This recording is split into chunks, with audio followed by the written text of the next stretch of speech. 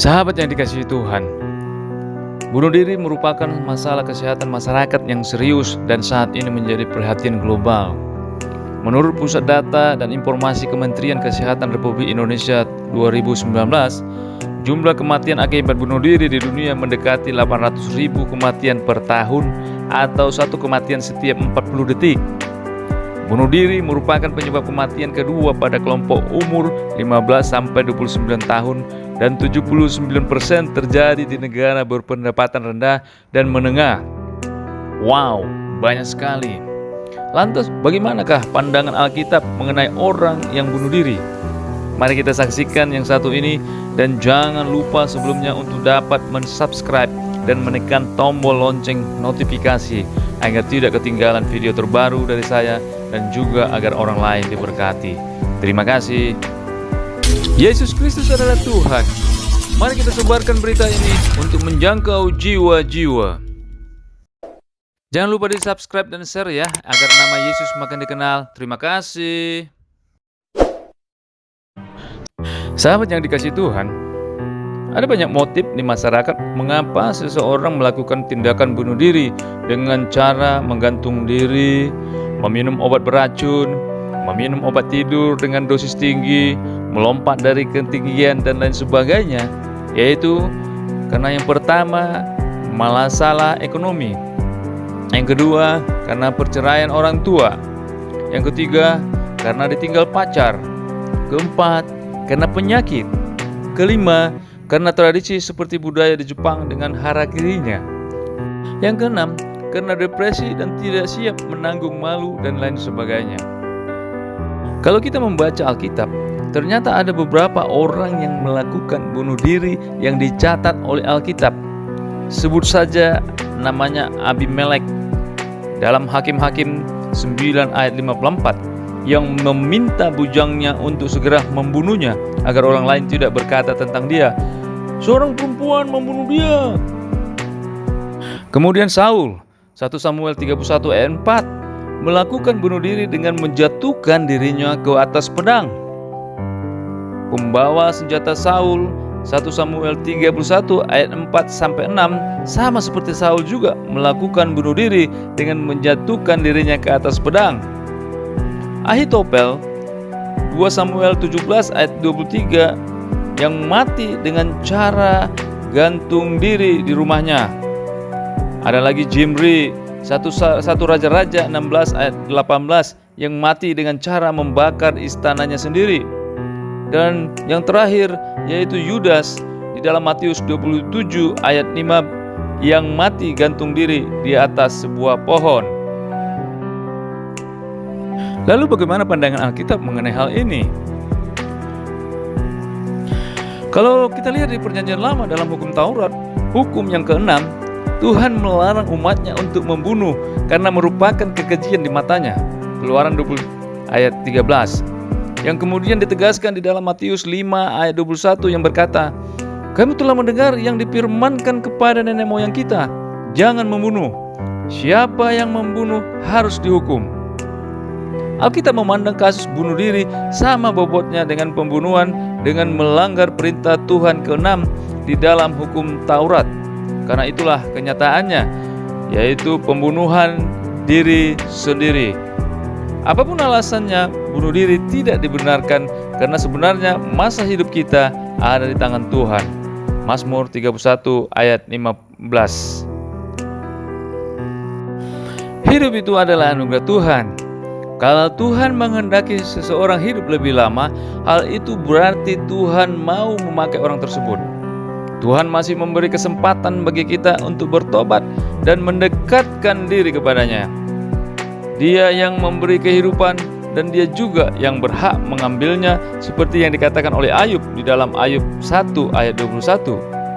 Jangan kita mengambil haknya Tuhan dengan mempercepat kematian dengan melakukan bunuh diri, karena hal tersebut adalah kekejian di matanya yang menolak kasih karunia Tuhan. Ingatlah bahwa kalaupun kita tidak bunuh diri, cepat atau lambat kita juga akan mengalami yang namanya kematian. Bunuh diri tidak akan menyelesaikan masalah. Kalau kita mau menghindari rasa malu dengan bunuh diri, hal ini tidak akan membuat kita terhindar dari rasa malu. walaupun kita sudah mati, tetapi keluarga kita akan menanggung malu akibat perbuatan kita, dan peristiwa ini akan terus menjadi bahan pergunjingan turun-temurun. Kalau kita melihat di Alkitab, mengapa tokoh-tokoh yang ada melakukan bunuh diri adalah karena tidak adanya lagi hubungan mereka dengan Tuhan. Saul salah satu contohnya. 1 Samuel 28 ayat 6 menceritakan bagaimana upaya Saul bertanya kepada Tuhan, tetapi Tuhan tidak menjawab dia, baik dengan mimpi, baik dengan Urim, baik dengan perantaraan para nabi. Hal ini membuat dia putus asa dan hilang pengharapan, sehingga dia mengambil jalan pintas ketika dia tidak mau dipermalukan karena kalah melawan orang Filistin. Dia pikir dengan bunuh diri dia tidak akan dipermalukan. Ternyata malah orang Filistin tetap mempermalukannya dengan memenggal kepalanya dan mengeraknya berkeliling. 1 Samuel 31 ayat 9. Putus hubungan dengan Tuhan akan membuat kita tidak memiliki pengharapan dan akhirnya mengambil jalan pintas dengan bunuh diri, dan ini adalah kekejian di mata Tuhan.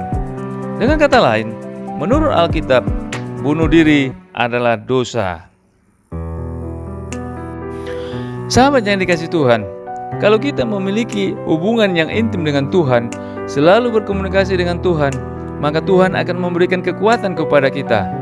Seberat apapun masalah yang dihadapi, kita masih memiliki pengharapan kepada Tuhan. Setitik iman yang ada di hati kita kepada Tuhan akan menimbulkan pengharapan, dan pengharapan kepada Tuhan itulah yang menjadi sau yang kuat dan aman bagi jiwa kita. Ibrani 6 ayat 19. Ada beberapa tokoh di dalam Alkitab yang mengalami keputusasaan, depresi, dan kelelahan menghadapi hidup, namun tidak bunuh diri karena masih memiliki pengharapan kepada Tuhan. Salomo sebagai contohnya, sambil mengejar segala kenikmatan hidup, ia mencapai suatu titik di mana ia membenci hidup. Pengkhotbah 2 ayat 17-20. Namun dia tidak mengambil jalan pintas dengan bunuh diri, karena Salomo belajar untuk takut kepada Tuhan, sehingga dia berkata dalam tulisannya, "Takutlah akan Allah dan berpeganglah pada perintah-perintahnya, karena ini adalah kewajiban setiap orang." Pengkhotbah 12 ayat 13. Nabi Elia juga demikian, sangat takut sehingga mengalami depresi dan ingin mati ketika letih melawan Izabel beserta nabi palsunya. 1 Raja-Raja 19 ayat 4. Namun dia tidak bunuh diri karena mendekat kepada Allah. Yunus juga begitu marah dengan Allah sampai ia berharap mati. Yunus 4 ayat 8. Tetapi dia tidak sampai bunuh diri karena masih mendengar suara Tuhan. Rasul Paulus dan para rekan sepelayanannya ketika menghadapi beratnya beban pelayanan sampai pernah berkata, "Beban yang ditanggungkan atas kami adalah begitu besar dan begitu berat, sehingga kami telah putus asa juga akan hidup kami." 2 Korintus 1 ayat 8. Namun Rasul Paulus tidak sampai bunuh diri karena masih tetap berkomunikasi dengan Tuhan, sehingga dia dapat berkata, "Tetapi hal itu terjadi supaya kami jangan menaruh kepercayaan pada diri kami sendiri, tetapi hanya kepada Allah yang membangkitkan orang-orang mati." 2 Korintus 1 ayat 9. Dan juga dia dapat berkata, "Segala perkara dapat kutanggung di dalam Dia yang memberi kekuatan kepadaku." Filipi 4 ayat 13.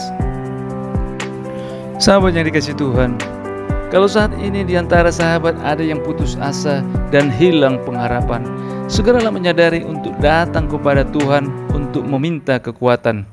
Jangan pernah untuk mengambil jalan pintas melakukan bunuh diri, karena hal itu adalah dosa di mata Tuhan. Masih ada kesempatan dan masih ada harapan di dalam Tuhan.